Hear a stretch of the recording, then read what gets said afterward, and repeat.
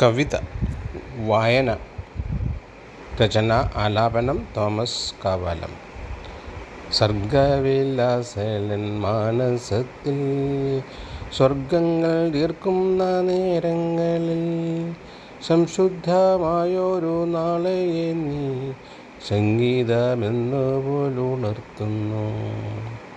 പുസ്തകവാതിൽ തുറന്നു മെല്ലെ പാരിൻ്റെ പൈതൃകം കട്ടിടവേ താരാപഥങ്ങളിലെന്ന പോലെ ആരൂഢനായി ഞാൻ ഭാവനയിൽ നിസ്തൂലമാകുമൻ ചിന്തകളെ നിർലോഭം നേരായി ചേർത്തു ഹൃത്തിൽ സ്വർലോകരംഗങ്ങൾ തീർത്തു ഭൂവിൽ സരസ്വതിക്കൊരു സാരംഗിയായി മാനസപ്പൂക്കളായി മാലോകർക്കായി മാരിവിൽ ചന്തമായി വന്നവൾ നീ വീനസായി വെണ്ണിൻ്റെ ജ്യോതിമഞ്ഞിൽ വാസന്തവാസരമാക്കുന്നു നീ.